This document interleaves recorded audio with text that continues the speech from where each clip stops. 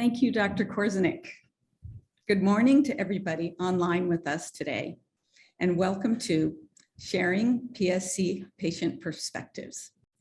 In October of 2020, PSC Partners held a virtual public meeting that gave PSC patients and caregivers a unique opportunity to share how PSC has impacted their lives. The meeting was developed in conjunction with the U.S. Food and Drug Administration, the FDA, as an externally led, patient-focused drug development meeting to complement the FDA's PFDD initiative. You may hear us refer to this meeting as the PSC PFDD or the Making Your Voices Heard meeting. All 6 hours of patient input is available for viewing on the PSC Partners website. In addition, Joanne Hatchett, Medical Science Liaison at PSC Partners, led the drafting of a Voice of the Patient report that documents in writing the PSC PFDD. This was published in April and will be available both through the FDA website and the PSC Partners website. Together, the recording of the meeting and the Voice of the Patient report are incredibly rich resources for patients to know that they are not alone by hearing other patient experiences, and as a resource available to them to help inform their people about PSC, and for drug developers and regulators through this rich documentation of unmet needs directly in the patient's own voices to inform drug development and regulatory review of new drugs for PSC. Following the PFDD, PSC Partners was approached by several pharmaceutical companies to provide mini PFDDs to their internal teams. The feedback that we've received from the PFDD and the mini PFDDs has told us that it is impactful and important to hear directly from patients. And so we are very pleased to be starting day 2 of this conference with a panel of patients living with PSC who have very generously agreed to share their stories with us today. And let's jump right in with a round of introductions. Please take a few minutes to give us an introduction to you and your PSC journey. And after that, we'll move to a panel discussion. Britt, would you please get us started? Yes, good morning, and thank you, Mary. So my name is Britt, and I was diagnosed with PSC in the fall of 2011. So I am about 10 and a half years in. The path to diagnosis felt fairly quick. I started feeling just off, a little bit sick, a little bit nauseous, getting some intense itching in the fall, mostly around August and September, and went in and saw the doctor. There was some elevated liver enzymes. They found some things that looked suspicious in my gallbladder and thought that that must be what it was. So removed the gallbladder. And a few weeks later, I ended up in the hospital with pancreatitis and a cholangitis attack, which ultimately led to the PSC diagnosis. That first 6 months was probably the hardest, just getting a handle on the diagnosis and building up strength. I had lost a lot of strength. I had been on a few different medications to try and get some pain under control and get all of the inflammation under control, and ended up with some C. diff as well a few months later. So that first 6 months was pretty tough. But after the first 6 months, things quieted down fairly well. My PSC has been pretty stable. It's just within the last 2 years that I was also diagnosed with Crohn's disease at the same time. And in the last 2 years, I've been dealing with the Crohn's disease much more than the PSC. So figuring out how those two are intertwined and how we can keep them both at a nice solid place where they're not causing trouble has been the biggest challenge the last few years. I am a board member for PSC Partners, and am so grateful that that has been a part of the journey from the very beginning. I was lucky enough to have the PSC conference in my backyard the very first year after I was diagnosed. So we went there in the spring. It was back in April of 2012 that we were in Rochester, and that was perfect. It felt like walking into a warm hug after having such a hard time for a few months, and immediately got involved and have been involved since, and have been so grateful to have found PSC Partners and the community that we have. So that's me. Thank you, Britt. So you didn't mention anything about being a mom. I didn't. I am a mom to 3 kids. So the first of whom was born before my PSC diagnosis. She was 2 years old when I was diagnosed. And then I have 2 others that have come along since diagnosis. So I've been pregnant prior to PSC and then had 2 pregnancies post PSC as well. So that has been a big part of what's happened for me throughout the process. And I was lucky enough to also be on Mónika's podcast about PSC mommies, which was really great. We'll have a chance to hear about Mónika's podcast in a little bit. We're lucky to have with us 2 PSC podcasters here today. So with that, why don't we turn to Niall? Niall, please introduce yourself. Tell us where you're coming to us from and tell us a little bit about your PSC journey. Thanks very much, Mary, and lovely to see you all. My name is Niall. I got diagnosed in 2015 with PSC. Prior to that, I didn't really know what was wrong with me. I mean, that had been a familiar thing in my life, but this time I was having flus and what I thought were flus, and I had, I got fevers. I got gradually tired. My journey with PSC has been like a slow boil each time. It's sort of, I just gradually slow down. I get more and more infections, or the infection gets worse and worse, and I have fatigue, and the top 5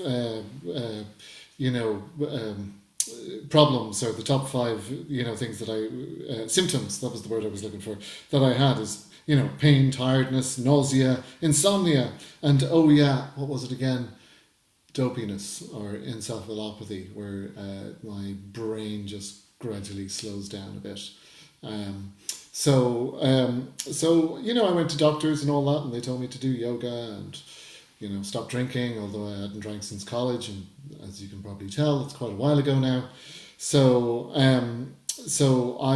when I got diagnosed in 2015, it was I went along to a doctor thinking, that they were going to tell me to take they'd have to take my gallbladder out or something like that, and they were like, oh yes, you have PSC, and they had.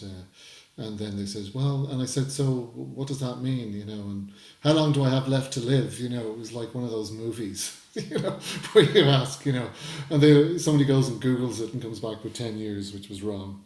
So which I found out at the first conference, that those figures are completely bogus. They're not really based on any real science at all, and they were updated anyway. So I do the podcast for PSC partners. In the past, I was a journalist, and it seemed like a good idea to talk. And I love science, and I was a science reporter at one stage, and I'm a filmmaker now. And but that was the problem. I had to just basically. I was living in New York with my wife, and we couldn't. We were running our own business, and just gradually it became obvious that we weren't going to be able to come up with the sort of $2,500 a month we needed for medical insurance every month. So we decided to move back to Ireland, where there is socialised medicine, and I've been with the St. Vincent's here in Dublin since, and it has been an interesting journey, because I've been on the list and I've been off the list, and what tends to happen is I get a bad series of infections. I go on the list, and I have one set of doctors, and then all the doctors change, and I look like I do now, and I look all right and healthy and all that kind of stuff, and then they take me off the list. So, but currently I'm going back on the list. So that's a relief, because I just don't know. I'm taking antibiotics every day, a lot of them, and I just don't know when that other infection is going to happen. So just with that, I'll just wrap up. Yeah, some of the things about the conference, I didn't know. The conference for me was like the first day of school. I went along to it. I was like, who the hell are these people? What the hell's going on? I don't know what this is all about. And we had meetup groups, we talked to other people and all that sort of stuff. And, you know, I have to say that some of my best friends are, you know, from PSC partners now, and that I know so many people, and that they've become kind of, you know, my crew or my tribe, if you like. And it's very, very important to get some people on your side who know about what this illness is about, because it's a weird illness insofar as that anytime I'm getting sick anyway, I slow down. As I said, I slow down gradually, and I don't even know myself most of the time, you know, that I've got, that there's anything wrong for quite a while. So so it's good to have people not telling you to take seaweed baths or whatever the, you know, current thing is. You know, lots of people told me not to eat bread at one stage.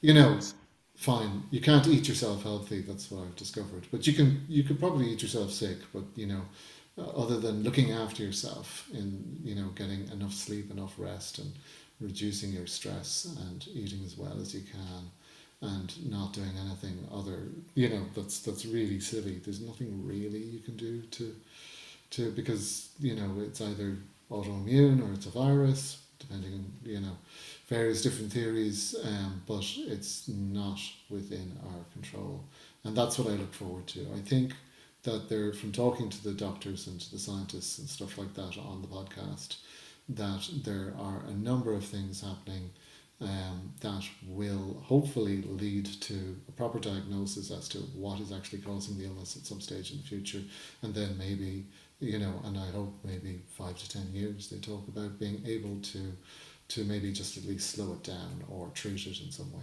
So that's me. Well, thank you, Niall. Congratulations on being back on the list. I know that's sort of a congratulations. Yeah. And you know, you brought up the fact that you went on and off the list. It's one of the very frustrating things about having PSC and seeking a transplant, is that uncertain journey.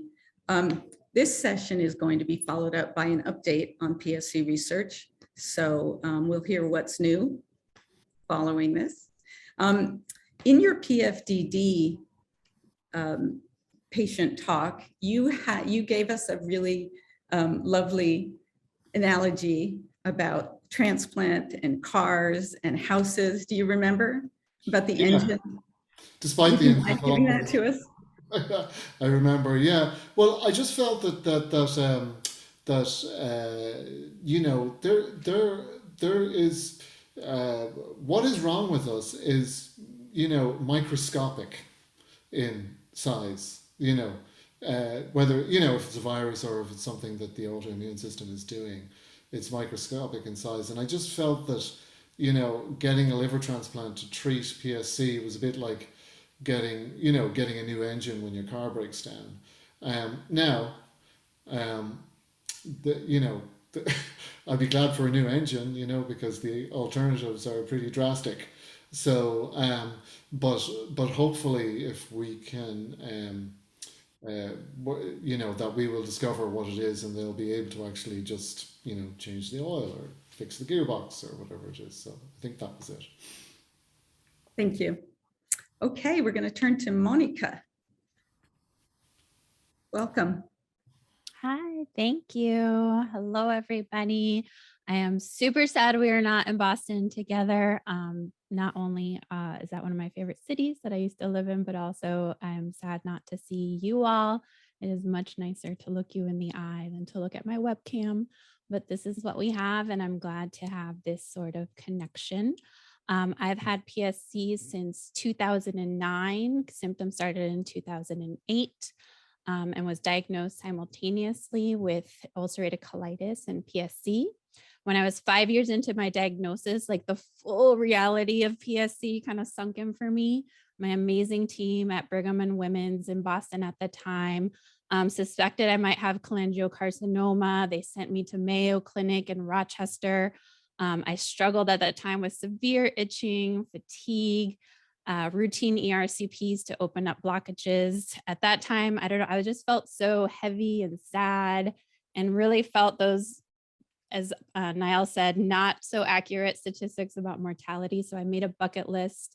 And on that list, I did put that I wanted to see every Cirque du Soleil show, if anyone's seen them. And that was a tricky one because they come up with new shows every few years. So I knew that, it was one that I could work on for a long time. Thankfully, it turned out I did not have CCA, but my PSC never quite took a backseat after those 5 years. The next year was my very first PSC conference, PSC Partners Conference. And my biggest question was, at that time, I was in my late 20s, can I and should I start a family? And I met many other moms who gave me confidence. And later on that year, I was lucky enough to start my own pregnancy. And then I became slightly obsessed with questions about pregnancy and parenting and breastfeeding and PSC. During and after my pregnancy, my liver kind of started shutting down. The progression of PSC accelerated. I know from my research that in autoimmune diseases as a whole, a third of pregnant women get better, a third stay the same, and a third get worse. And unfortunately, I was in the third that got worse. In 2017, 8 years after my diagnosis, and when my son was just 20 months old, I had my liver transplant. I had a lot of questions when it came to my future, when it came to procedures, when it came to medications. I talked to specialists and researchers. I had the Texas Tech University has a infant risk center. I had them on speed dial. Whenever something was going on, I would call them because they do a lot of research on pregnant and breastfeeding women and medications. And it was a really tough time. I knew other young women, other folks who are parents had questions like mine did. So 9 months after my transplant, I started my podcast, PSC Mummy, where we talk about stories around PSC and parenthood, whether people were not able to be parents, whether they were diagnosed before, after, lots of different stories. And part of that process was my healing journey, and also how I could give back to a community that gave me so much. In March 2019, I had gone to my 2-year transplant checkup. We were actually driving to a Cirque du Soleil show, not because of a bucket list, just for fun. We were going with our son for the first time. And on that car ride, I got the call that I had been diagnosed again with recurrent PSC. As you can imagine, the second time around was devastating. This time I fully understood what PSC meant and what it might mean for me and my family. But in the last 3 years since that call, I've had some major bumps, but also I've done a lot of living. And I'm doing well, even though my most recent scans show some progression. Itching and fatigue have returned. But the fact is I'm still here, and I really appreciate what I call my bonus time. I use my voice to advocate for PSC patients and liver disease patients in general. I belong to all kinds of virtual and local support groups and love mentoring in the PSC community and just continuing to live my life. There's nothing like going through transplant and facing your body shutting down and then being here to tell the tale. So I'm glad to be here with all of you and can't wait to meet you in the breakout sessions throughout the weekend. Thank you, Mónika. How old is your baby now? He is about to turn 7. Oh my goodness. And does he know that you have PSC? In this year, we've started to talk about it more. A question I've often asked people I interview on the podcast is, how did you tell your kids? How did it go? So I've learned from lots of other parents how they've gone about it. I want to say, was it Britt? It might have been someone used the term, mommy's body works differently. And that's always been how I've approached it. He, as a young one, always went to lots of my appointments, saw me doing all my medications. So it's always been, mommy's body works differently. And then this year, a lot of my PSC friends had transplants. So I would tell him about their story, and eventually got around to talking about the fact that I had a transplant as well. So for him, it's very normal, if that is a thing. And we talk about how all people's bodies work differently. And this just happens to be the way that mommy's body is different. Well, I would like to thank you for your work on the PSC Mommy podcast. I love it. I never miss an episode. And to you too, Niall, for your work on the PSC Partners podcast. They're just wonderful contributions. So Thank you so much. So now we're going to turn to John, who is with us via a recording. My name is John Crowley. I am a father, a husband, and a location scout for film. I've had ulcerative colitis since I was 11, and I was diagnosed with PSC 17 years ago, although I had been experiencing symptoms long before that. I had a living donor transplant in 2017. Being teenage and dealing with ulcerative colitis is tough. My dad had lost his job, and with 6 kids, a chronic illness was very expensive. I joined a clinical trial because the doctor's visits would be free. Unfortunately, I received a placebo and got much sicker. At 13, life is hard. Kids can be mean, and a kid with poo-poo problems is an easy target. In high school, still suffering with the colitis and trying new medications, I played football, and one day I was running the ball. I got hit so hard that it literally knocked the crap out of me. I remember running to the locker room in my now soiled white football pants, and after cleaning myself up, I sat thinking, what do I do? Do I return to the field and face the ridicule? Go home and have this become one of those moments that I would think about for the rest of my life? So I decided to put on my bright gold game pants and return to the field, and this moment has become a lesson for when I don't want to do something, or I am afraid or scared. I think, what could be worse than this? As I got older, I felt like I was on my own. I read books, I saw homeopathic healers, different doctors. Exercise and diet seemed to help. My medications included some really bad and high doses of prednisone. I ended up with osteoporosis. But I knew the routine. I'd get sick, I'd go to the hospital, get better, go to work. One time, the doctor on call had diagnosed me with PSC and told me my grim reality. At some point, transplant or death. Like every great story, love appears. Mine, my wife Mónika, and we were the perfect pair. I was sick and she was smart. So at doctor's appointment, most of the time I didn't even feel like I needed to be there. And when my colitis did act up, Mónika organized a home fecal transplant to see if that would help. We have now gotten rid of that blender.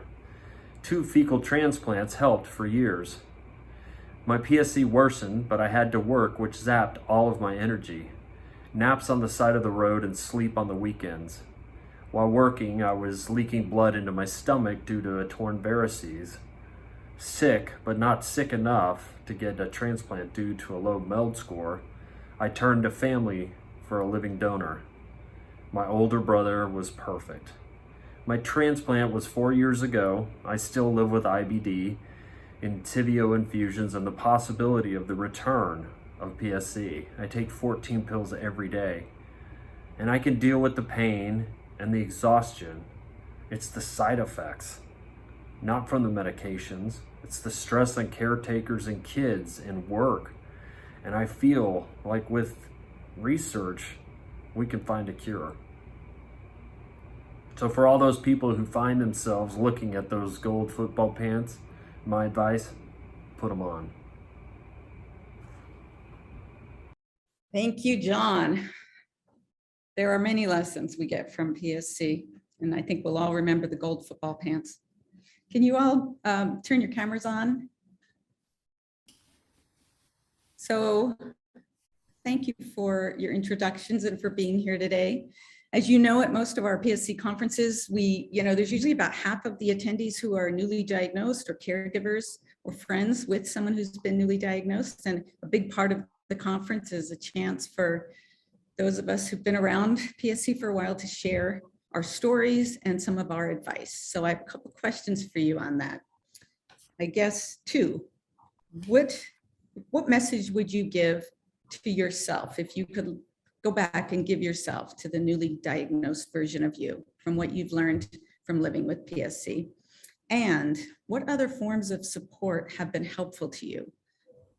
From your caregivers, from patient organizations, anything you'd like to go? Happy to start. I would say a message to the newly diagnosed, something that I learned and I wish I knew right from the start is you are not alone.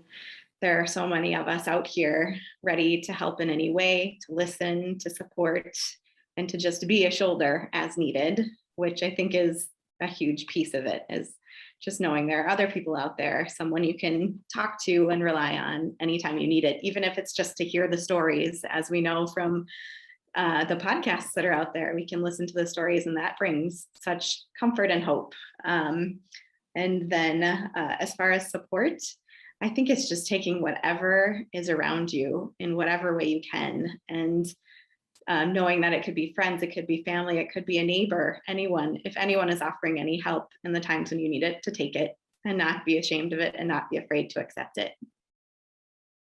Thank you, Britt. Mónika? What I always tell folks when they're newly diagnosed is something I didn't realize and happened for me more in the UC space than the PSC space, but often people go to online forums and support groups when they're feeling really crappy. And we're asking for help there because there's nowhere else we can ask, which means that the balance of scary stories to good stories are usually tipped towards the hard stuff. But I always think of, I once met a young woman in an art class. There was 7 of us in the class. And when I put up a piece about PSC, she was like, do you have PSC? In a class of 7, there were 2 of us in there. That young woman has been sailing the world for the last few years. She didn't have a transplant. She didn't go through the things that I went through or through other things. She's living her life. And you know what? She's not posting in the forums. So I always think of her when I am feeling kind of down, or if I'm in the forums and feeling like, oh, wow, a lot of people are having a hard time. I think PSC partners groups are better than most. And sometimes people will say, tell us the good stuff, and people do. And there's lots of good stuff, but it can get a little overwhelming. So that's the first thing. And then I think as far as supports, there are lots of local groups. I really appreciate local groups. Often at transplant centers, there are support groups, especially around liver. And one of the quote unquote good things of the pandemic is that now there's lots of virtual groups. So I know, especially for one of the virtual groups I'm in, Pretty Sick Chicks, we do online, as in addition to the PSC partner groups, there are other groups who do online support groups. So those are out there, and I really appreciate those, in addition to getting a therapist. I'll just say Thank you. Yes, a therapist. Yes. Hear that. I hear that from a lot of people. I'm sorry, we are going to have to wrap up. So thank you. I wish we had more time to talk. Thank you, Britt, Niall, Mónika, and John. Next up is a discussion of the most exciting updates from the past year of PSC research. This is a can't miss session and a crowd favorite at every PSC Partners Conference. So we'll be moving to international PSC research updates across the spectrum, from IBD and fibrosis to genetics and the environment. We'll be hearing from Dr. Rich Green, Dr. Tom Hemming-Carlson, Dr. Josh Korzanik, followed by a Q&A session moderated by Dr. Jill Pico and joined by Dr. Kirsten Murray-Boberg. Thank you so much.